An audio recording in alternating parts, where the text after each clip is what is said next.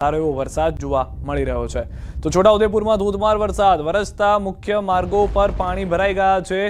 નગર જિલ્લા સેવા સદન જવાના મુખ્ય માર્ગ પર ભરાયું છે પાણી। નગરના અનેક રસ્તા પાણીમાં ગરકાવ થઈ ગયા છે। જિલ્લા સેવા સદન જવાના મુખ્ય માર્ગ ઉપર પાણી ભરાતા વાહન ચાલકો અને લોકો અટવાયા છે। હવામાન વિભાગે આગાહી કરી હતી તે રીતે છોટાઉદેપુર જિલ્લાની અંદર વરસાદ વરસી રહ્યો છે।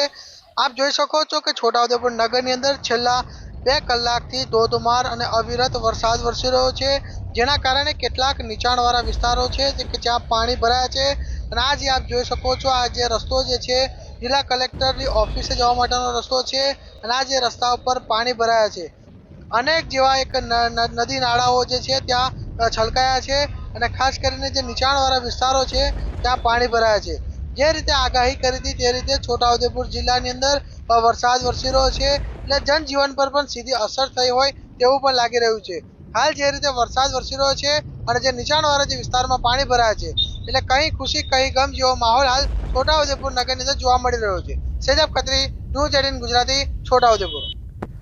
આ તરફ તાપી જિલ્લામાં પણ વરસાદી માહોલ રહ્યો। તાપી જિલ્લામાં નિઝર તાલુકા સિવાયના તમામ તાલુકામાં વરસાદી ઝાપટા પડ્યા। ડોલવણ તાલુકામાં 4.4 ઇંચ, વાલોડમાં 3.5 ઇંચ અને વ્યારામાં 3 ઇંચ વરસાદ નોંધાયો। સોનગઢ તાલુકામાં 1 ઇંચ, જ્યારે કુકરમુંડામાં 1 ઇંચ અને ઉચ્છલમાં 0.5 ઇંચ વરસાદ જોવા મળ્યો છે। આ તરફ આણંદમાં પણ વરસાદી માહોલ છે। આણંદ શહેરના Indira Gandhi statue 80 foot road, Vidyanagar લાંભવેલમાં 100 ફૂટ રોડ પર વરસાદ છે। વરસતા પાણી ભરાતા દ્રશ્યો આપ જોઈ રહ્યા છો। છેલ્લા 4 કલાકમાં 1.5 થી 2 ઇંચ વરસાદ વરસી ગયો છે।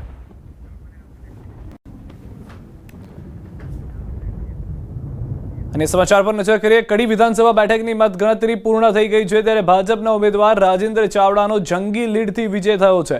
ભાજપના ઉમેદવાર 98,836 મત મેળવી ચૂક્યા છે, તો કોંગ્રેસના રમેશભાઈ ચાવડાને 59,932 મત મળ્યા, જ્યારે આમ આદમી પાર્ટીના જગદીશ ચાવડાને 3,077 મત મળ્યા છે, તો નોટાને 1,692 મત મળ્યા। ભાજપના ઉમેદવારને 38,904 રેકોર્ડ બ્રેક લીડથી વિજય મેળવ્યો છે।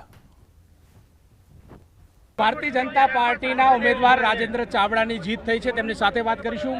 અનેક વખત બાયોડેટા આપ્યા અને આ ચાન્સ મળ્યો અને હવે જીત તરફ।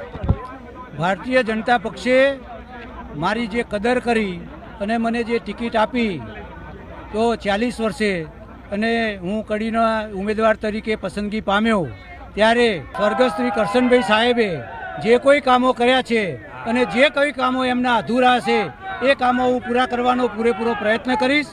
તે સિવાય બીજા જે કોઈ પણ નાના મોટા કામો આવશે એ પણ હું પૂરેપૂરી